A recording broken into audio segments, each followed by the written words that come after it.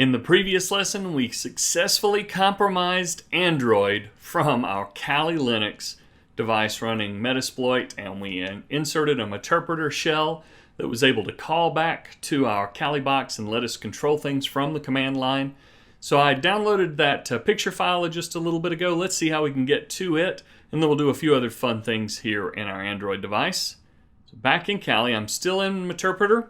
I'll run a few more commands like ipconfig, and I can see that my Android device is that 10.0.3.7. Let's do an ls. Now, there's nothing in this metasploit.com folder, but let's go to SD card and list the contents.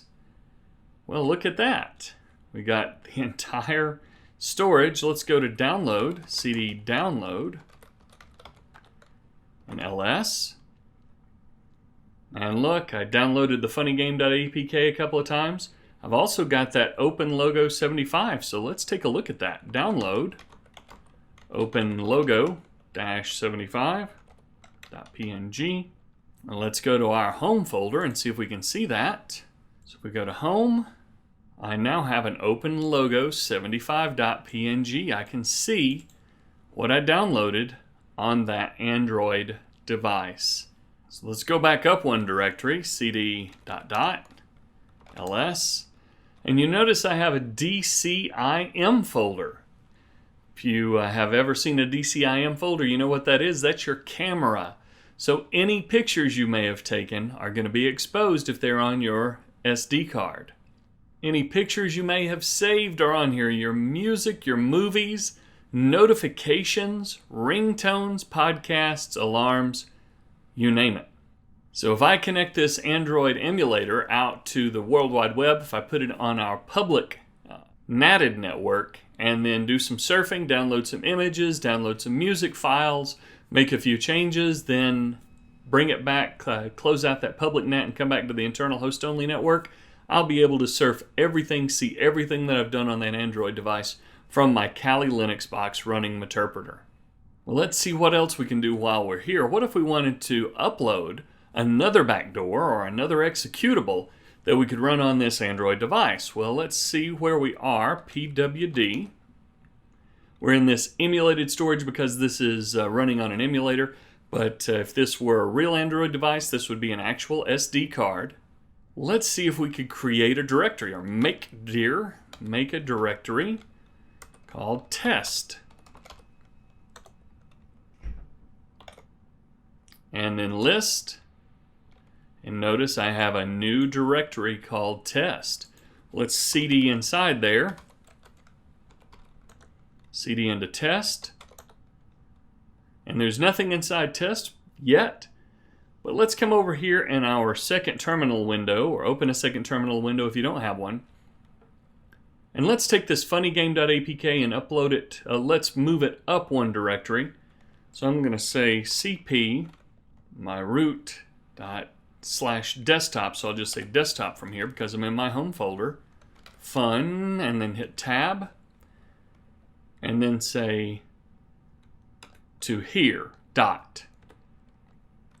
Because I'm in my home directory by default over here, if I copy that funnygame.apk up one directory or into this home folder and then do an ls, I will now see my funnygame.apk in my root directory. So I'm in as root, pwd, on my local machine, and you do need to be in root to be able to do this next step. I'm going to upload funnygame.apk, and then I'll press enter. Now do an ls, and we have uploaded a backdoor file or a reverse TCP connection that runs Meterpreter into a folder on our SD card. So remotely from my Kali Linux machine, I've not only compromised that Android device, now I've uploaded another file, in this case the same Meterpreter reverse TCP attack, and it's going to permanently be on that SD card until I find out about it on my Android device and remove it.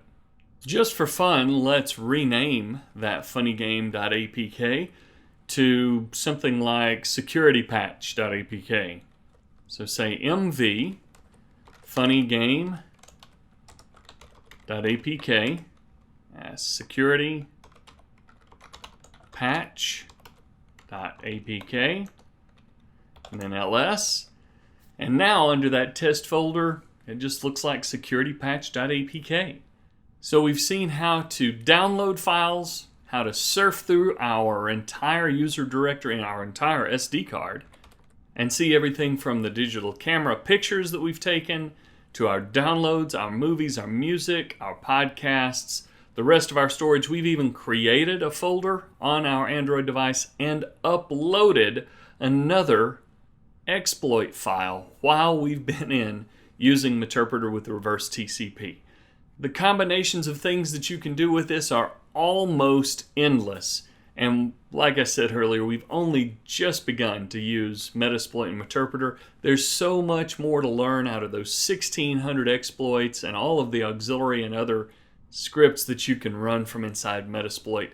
You've got plenty of things that you can try, plenty of things to learn, but we've seen that we can compromise an Android device almost exactly as easily, and using most of the same types of tools, Metasploit and Meterpreter, that we use to break into a Windows 7 or a Windows 10 computer. Android is not much different. We've got full access to the file system of this Android device, and we could even upload other exploits and run those as well. So I hope you've enjoyed a little bit of Android hacking. Dig around in your Android emulator device a little bit more until you find some other fun things. Do some searches on the internet for other exploits, or look back through that MSF Venom list and see what other kinds of things you'd like to try on your Android device. The main thing is to keep learning. You will never get every exploit down perfectly, but you can learn how to use a few of them really well. And we have exercised that Meterpreter reverse TCP across 3 different platforms now, and we've seen that we can actually compromise several different types of devices, not just laptops and desktops running Windows. There are exploits for OS X, there are exploits for Linux, and of course, we just saw an exploit that worked for Android devices, even a brand new Android VM we just booted up and downloaded from the internet just a few sections ago. So I hope this has been an eye-opening experience for you.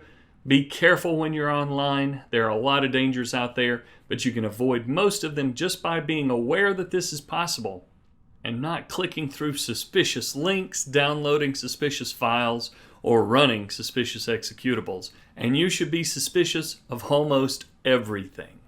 I hope you've enjoyed everything you've learned in the course so far. And please keep posting comments and questions. I'll be glad to answer those, and I'm always looking for new ideas for new videos to post. Thanks, and have fun with ethical hacking.